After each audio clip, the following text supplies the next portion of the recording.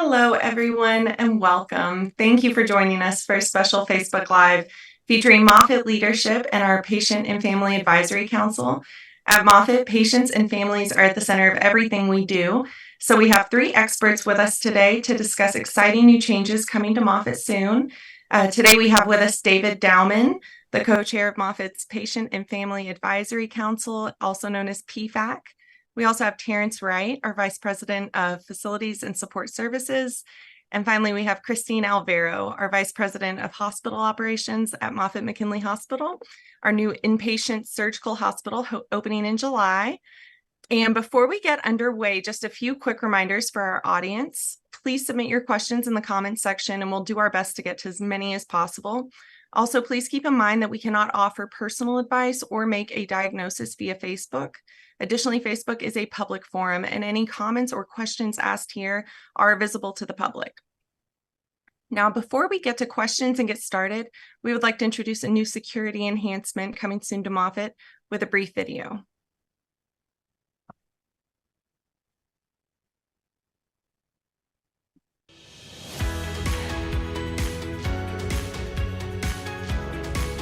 When visitors arrive, they will present a photo ID to begin their check-in process. In the near future, visitors can use a kiosk to quickly register their information, such as their name, purpose of visit, and contact details, which reduces wait times and improves the overall visitor experience. Visitors will appreciate the hospital's commitment to safety and privacy, leading to greater satisfaction and trust.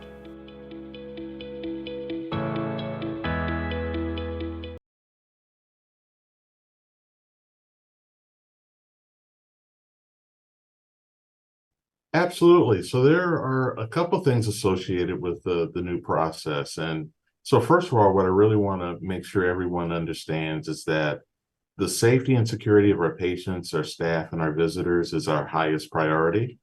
And safety and security in healthcare is truly unique in that we deal with an inpatient population. We also deal with an ambulatory patient population, as well as all of our staff members and visitors and everyone else that comes into the facility.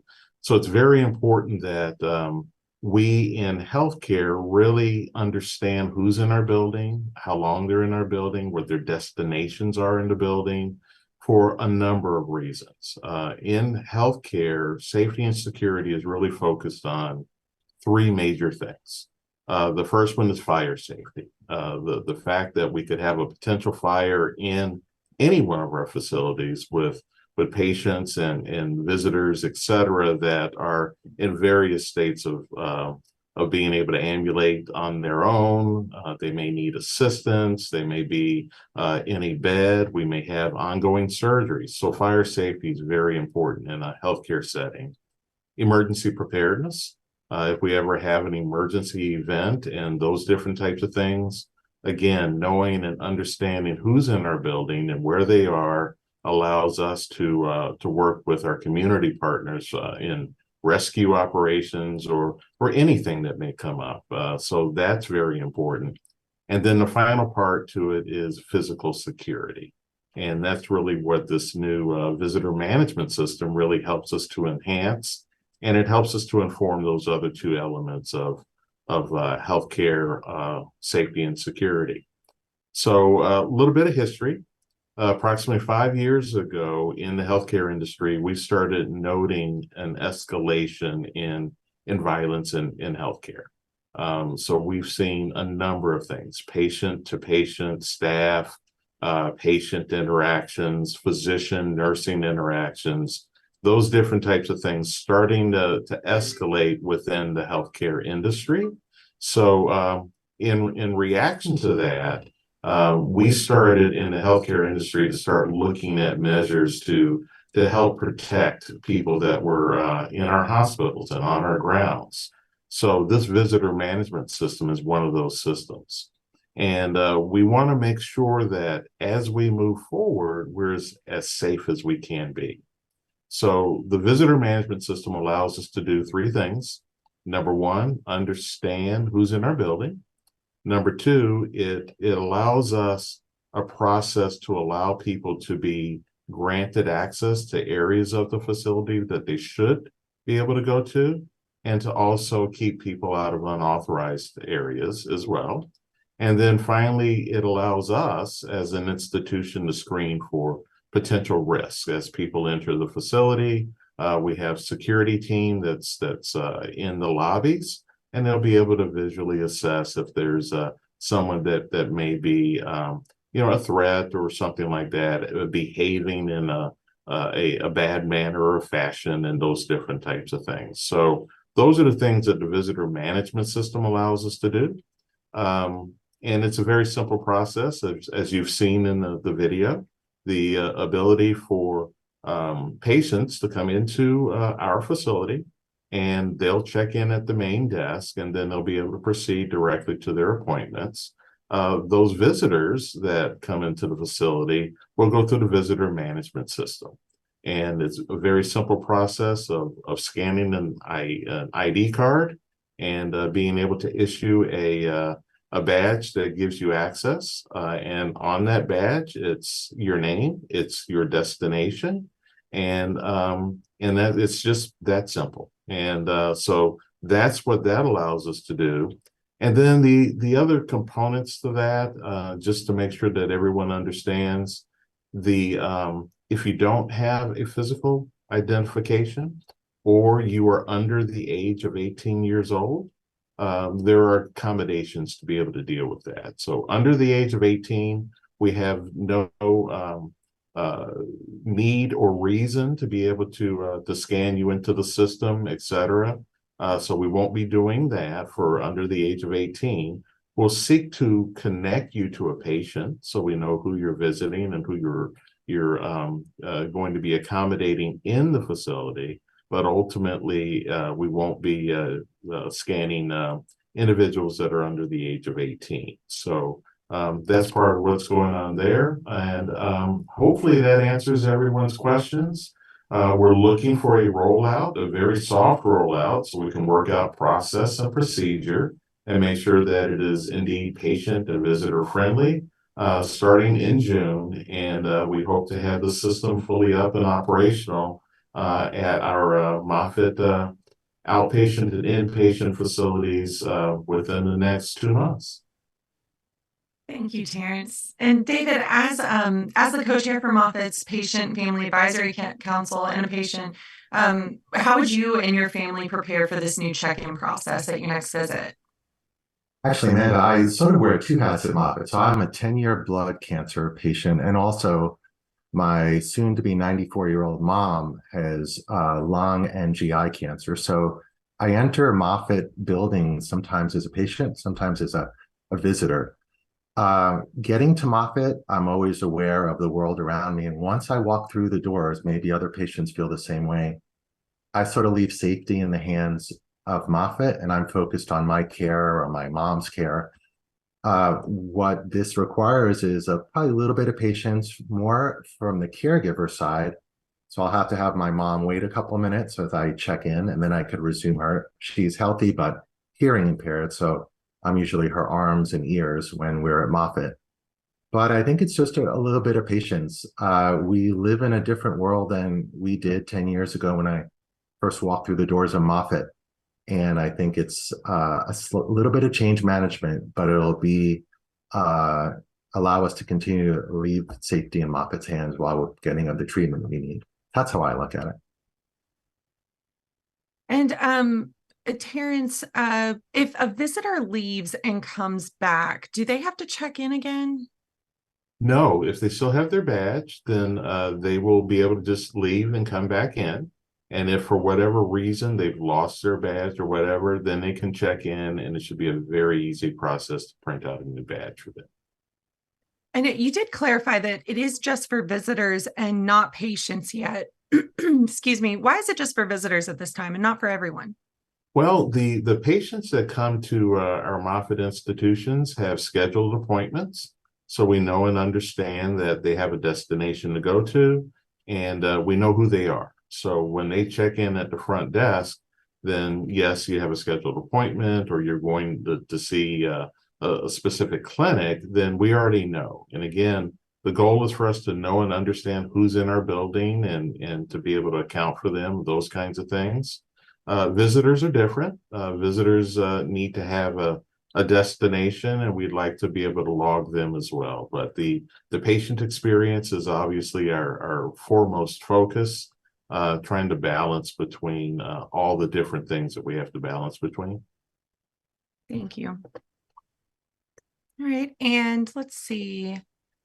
Shifting gears a little bit, we're going to talk about another exciting development at Moffitt, the grand opening of our brand new inpatient surgical hospital opening in July.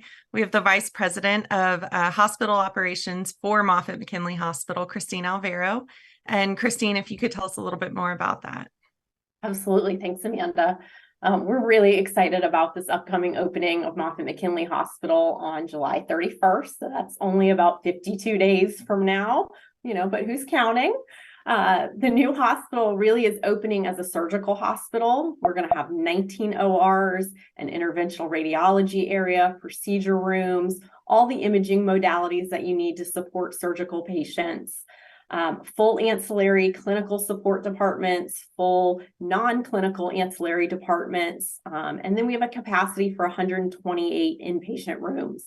The hospital is also built with growth in mind, so we have 2 shelved patient floors. So down the road, we could add another 64 patient rooms, and we can also add on an additional 5 ORs. Really, Moffitt has seen the need to expand so that we can reach more patients, we can get people in the doors quicker, and we can continue to focus on the positive outcomes that we see here at Moffitt for our patients. And this new hospital is just one way that we're here to help out and grow Moffitt as a whole. What are the services that'll be provided at the hospital versus what will still be provided at our other campuses like Magnolia? Absolutely. So initially, this hospital is really going to be focused on surgical patients. So we're going to have outpatient surgeries here. We're going to have inpatient surgeries here. We're also going to continue to have surgeries at our McKinley Ambulatory Center as well. So they will continue to have surgeries at that facility and that campus as well. So the main change is that we're going to move those surgeries that happen at Magnolia campus right now over here to this new hospital. It really allows us to grow the number of ORs that we can have. It also has allowed us to expand the size of the ORs. It creates these universal ORs where we can truly do any procedure in any room. We've been able to enhance technology in the rooms. We have a new interoperative MRI unit, which is really exciting. And then it also helps to open up space back at the Magnolia campus for our medical patients to have additional rooms, additional spaces. So it's really a win for 2 different campuses. And then so things that are really outpatient focused is what's going to stay at the Magnolia campus. So things like all of your clinics and clinic appointments, your blood draws where you come to get your labs done, infusion centers, and then your outpatient procedures, things like endoscopy or bronchoscopy, bone marrow biopsies, kind of those types of things will still stay at the Magnolia campus. And then the patients that are admitted for medical needs, so our heme patients that come in to have chemotherapy and need to stay as an inpatient, or perhaps somebody that came in through urgent care and is having some side effects that needs an inpatient admission, those would stay at the Magnolia campus. And then we would really be bringing all of those surgical patients over here to the new hospital. Gotcha. And we did get a question on Facebook from Susan, and I think you just covered this. Will hematologic cancers be moving to the new facility? And that is something that is still staying at Magnolia. Exactly. Those are going to stay at Magnolia. So truly no change for the hematology patients. And we did get another question from Wanda asking if BMT would be moving to MMH. We have a beautiful BMT unit at Magnolia. I think that's staying, right? They are staying at the Magnolia campus as well. And then we also had a question from Sarah on Facebook. Is there going to be a dedicated arts and medicine space at the new hospital? We don't have a dedicated arts and medicine room like we have at the Magnolia campus. We will have arts and medicine staff available going to the inpatient rooms so that if they would like those services while they're here during their admission, we would absolutely be able to accommodate that. And bringing in David from PFAC, can you either of you tell us about the involvement and the influence that our patient and family advisors had on the new hospital? Yeah. So not me directly, but some of my advisor friends were involved from ground up. It was really quite amazing how inclusive Moffitt has been in having us in a discussion early on. So the building had our input, but more specifically, things like the new whiteboards that are being introduced, the extra accommodations for visitors in terms of laundry and shower, the extra spaces. It's really very patient and visitor centric.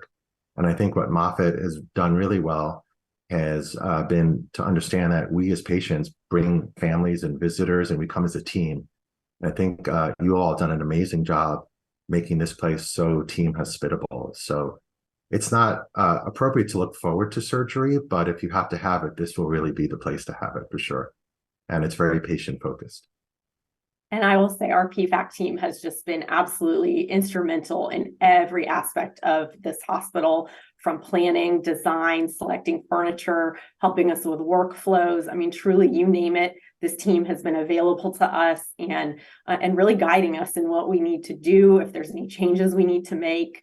They really get us that real feedback from the patient and family perspective. We can certainly take a guess at what they might want or what they might think, but why would we risk it when we have such a great group? We don't want to get it wrong. So, the group's really thoughtful and offers us a lot of insight that's just invaluable to making this a patient family centered site.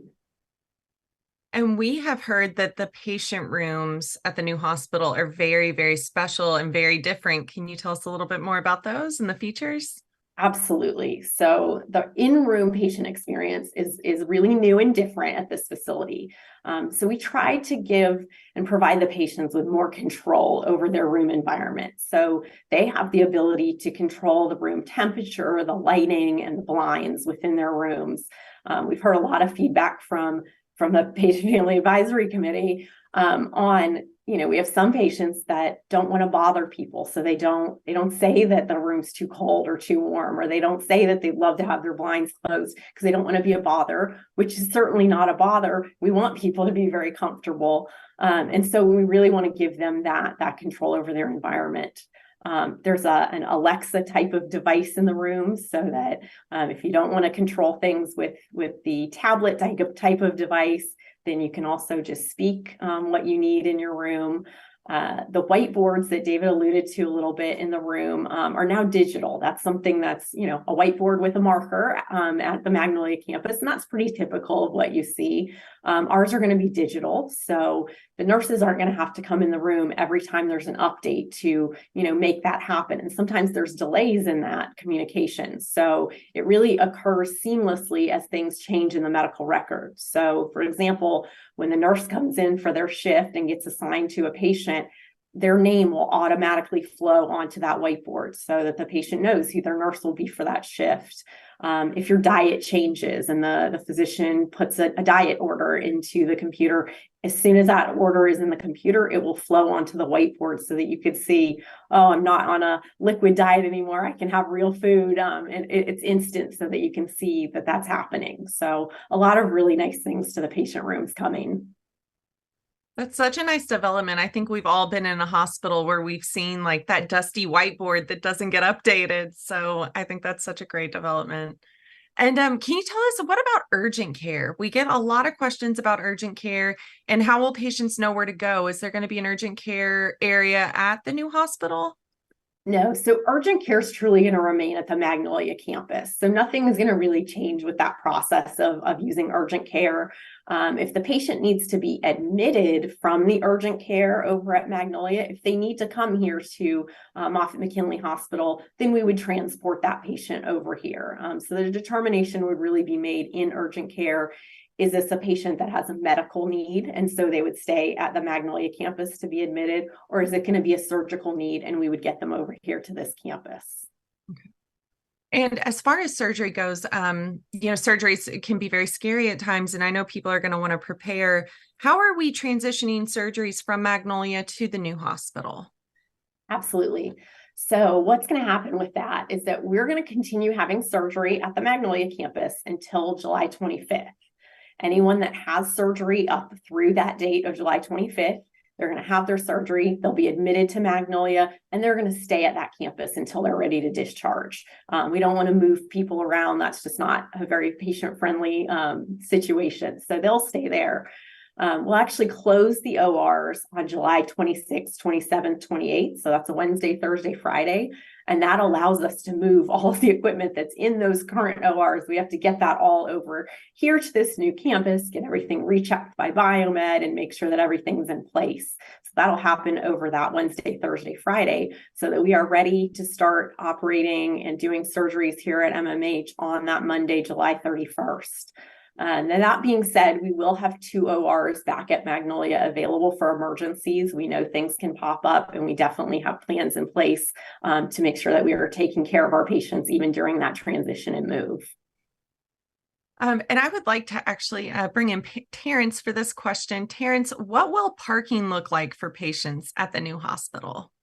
It's a great question. So parking, as we move forward at the new hospital, we'll have valet parking. So we'll be able to valet at the front door. We also have patient self-parking and visitor self-parking. So if you prefer not to valet, you'll be able to drive into the parking garage and park.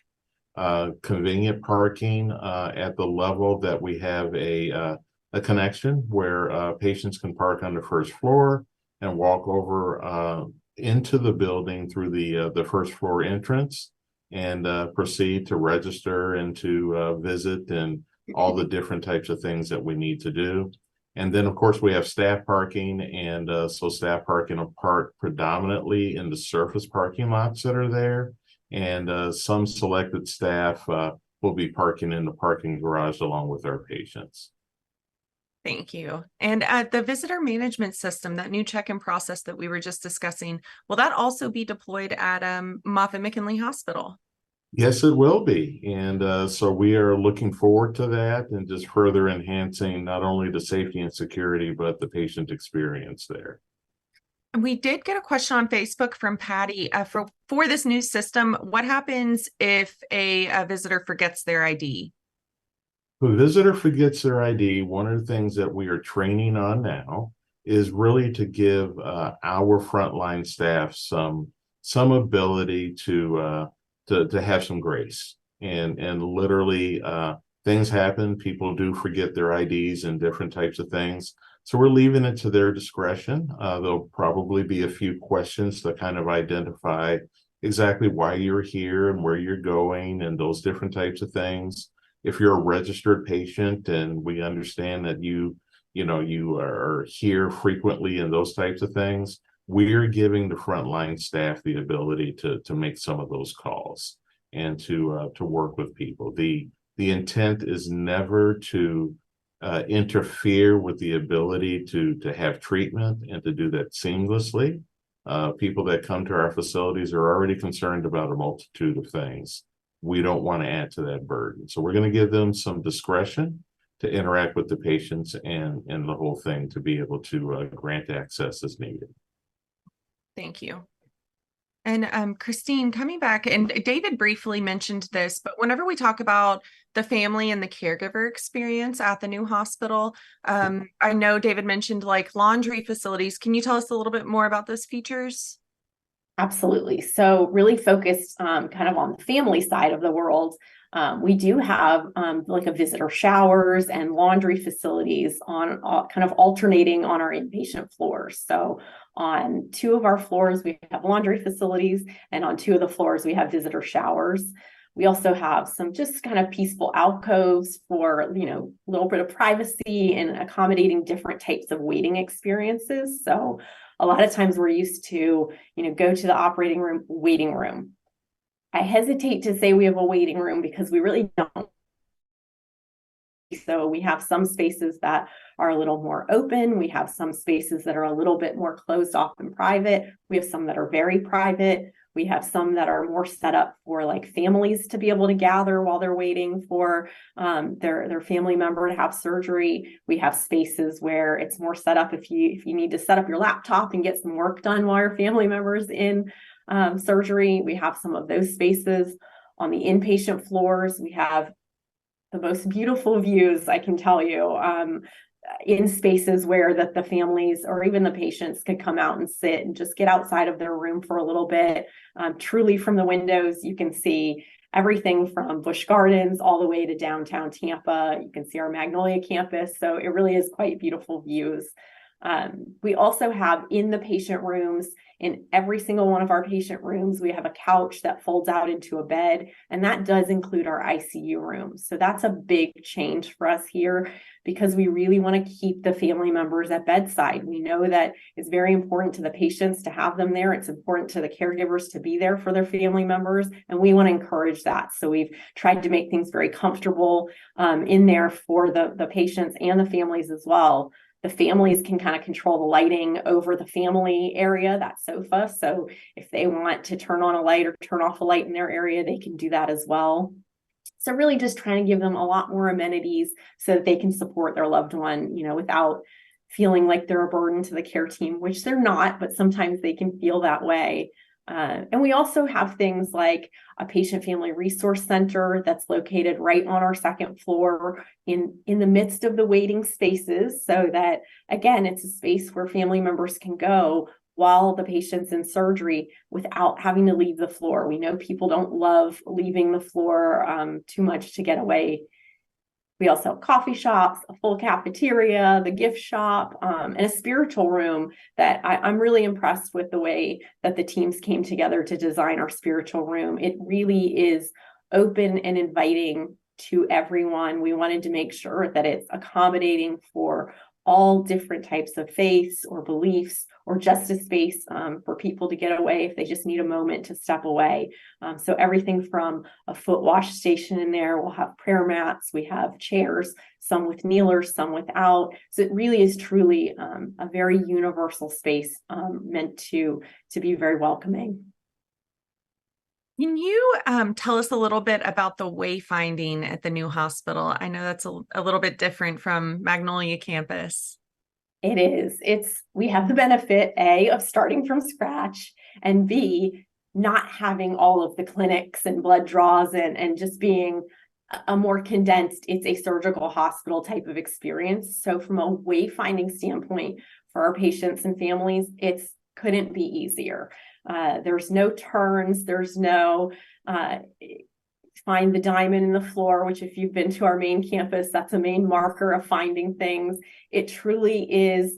There is an open space on the first floor where all of those patient family amenities are. And then there's a long hallway down to the cafeteria. There's no turns, there's no twists.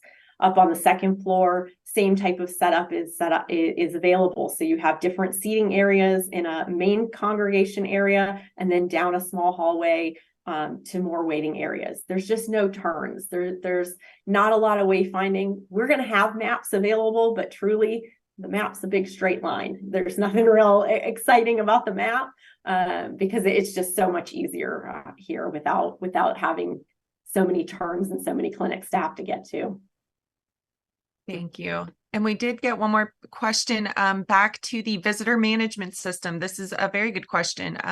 What if I'm inpatient, say at Moffitt McKinley Hospital, and a specific visitor that I don't want tries to come visit? Will the visitor management system block my information, or how will that be handled?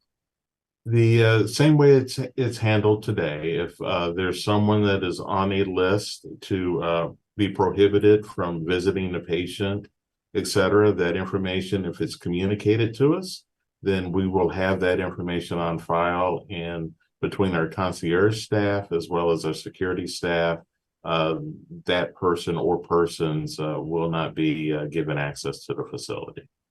Okay, thank you. And let's see, going back to the new hospital, Christine, how will patients know where to go? Should they just keep an eye out for their appointment reminders?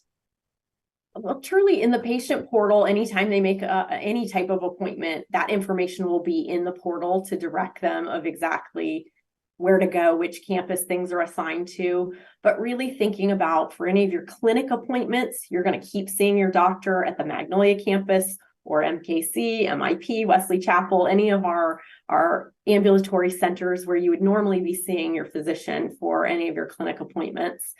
And then same thing with infusions or radiation. Any of those types of appointments are going to stay where they are right now. And then anytime you're going to come for surgery, it's going to be between here or the McKinley site that does do some outpatient surgeries there as well. But really check your portal, check your itineraries that you get, and all that information will be in there. And the new hospital has a surgical discharge lounge, right? That's something different. It is. We really tried to look at some things to enhance the surgical experience and the patient experience throughout the facility. So, I'll kind of just start with some of the things as you enter. We've already been working on online registration. It really cuts down on the time that it takes for you to register when you come in for your visits. We're going to continue that here at the new facilities. We also have larger patient rooms to enhance that experience. We talked a little bit already about environmental controls, the digital whiteboards. Our operating rooms are larger. And because they're universal, it helps with scheduling. And so it's going to make it easier to get people scheduled for their surgeries.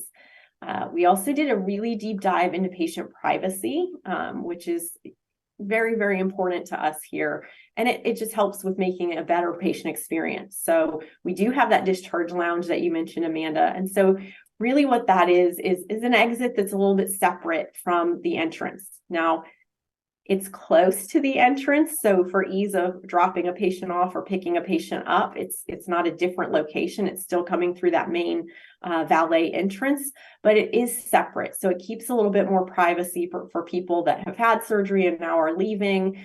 We keep people coming in one door and going out another. Some other privacy things we did in prep and recovery. I'm really excited right now. Our prep and recovery areas at Magnolia are considered bays. They're spaces with curtains that kind of cordon off each different space. In our areas here now in prep and recovery here at the new hospital, they're really private rooms. So that means they have doors, not curtains, which is wonderful. So for any of you that have had surgery and you know that doctors come in and nurses comes in and then anesthesiologists come in and they ask you a lot of questions. We want you to be able to be very comfortable answering all those questions in a very private situation.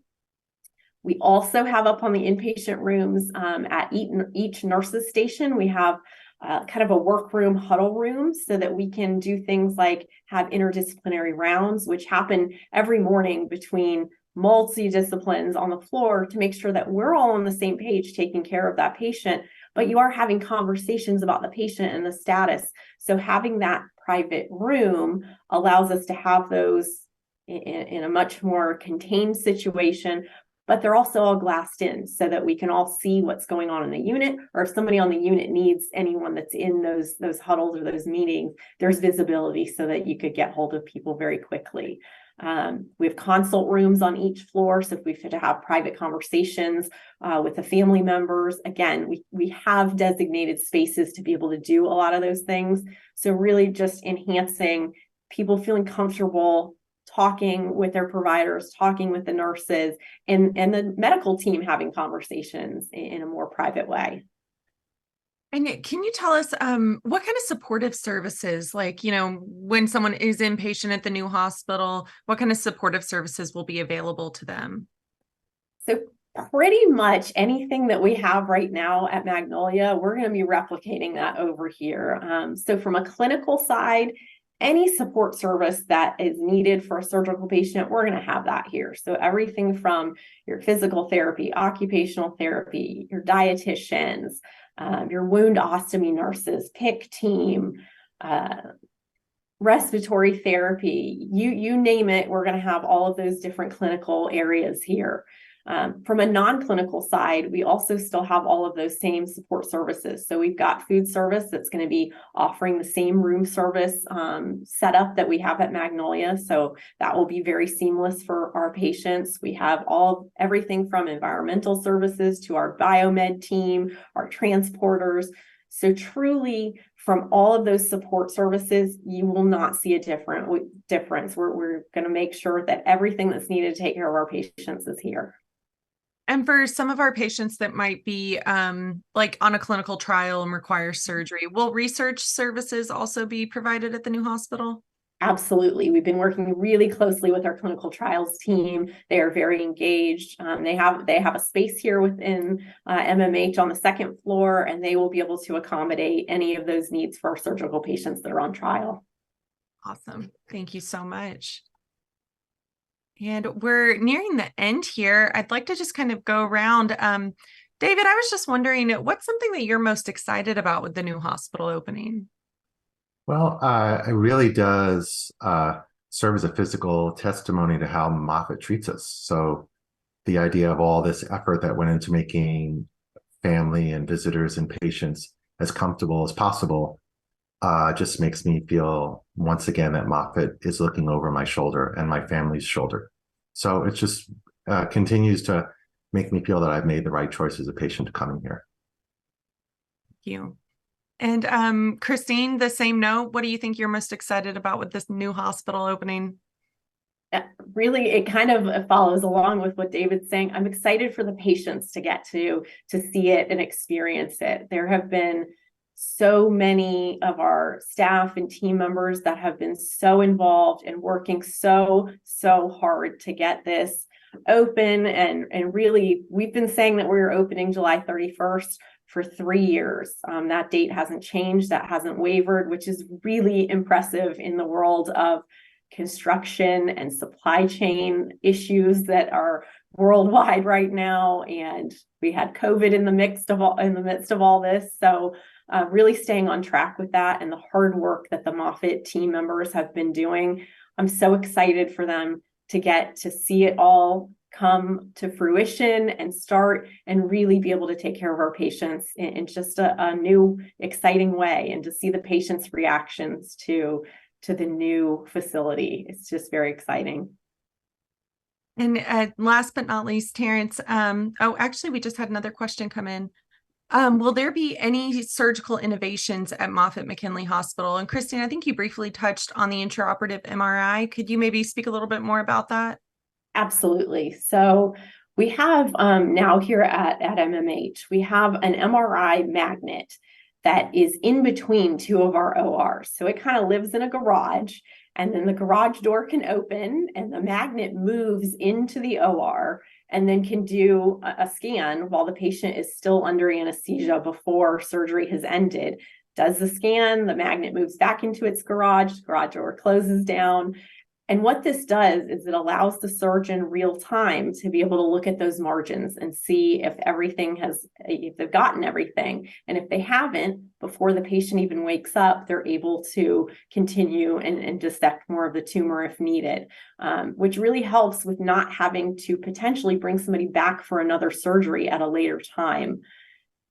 This is really used by neuro primarily for brain tumors, skull-based brain tumors. So we really hope to see some even better outcomes. We've got great outcomes already, but even better enhancements to those outcomes for those patients. So we're really excited to be able to offer that in two of our ORs here. Our chief of neurosurgery once told me that in brain surgery, millimeters matter, and sometimes the brain can move in centimeters. So he said this is absolutely going to revolutionize the kind of treatments and the kind of surgeries we can do. Absolutely. And then real quick, going back to Terrence. So I know we've talked about the visitor management system. We may have startled some people about their next appointments. How can we reassure them that their appointments are going to be on time and that everything's going to go smoothly?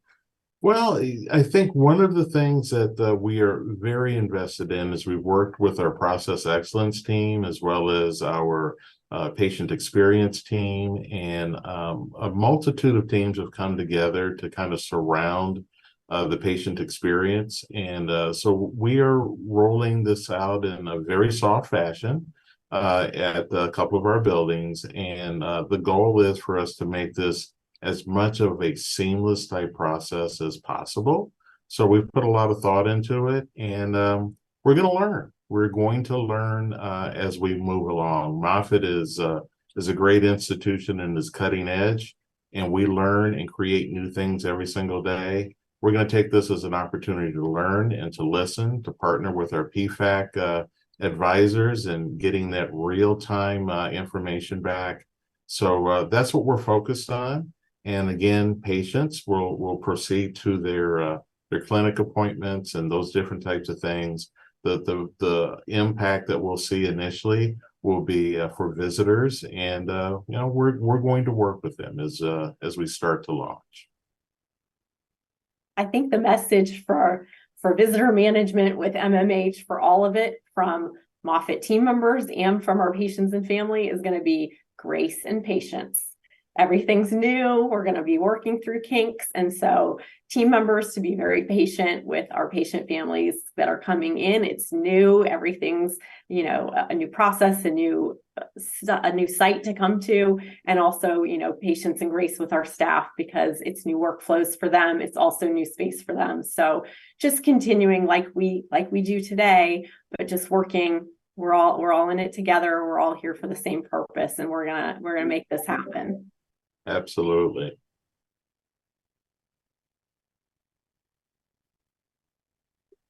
Sorry. With that note, thank you all so much for joining us, and thank you to our panelists for answering these questions. Thank you to everyone in the audience for joining today. And for more information, please visit us at moffitt.org. We will see everyone later. Thank you.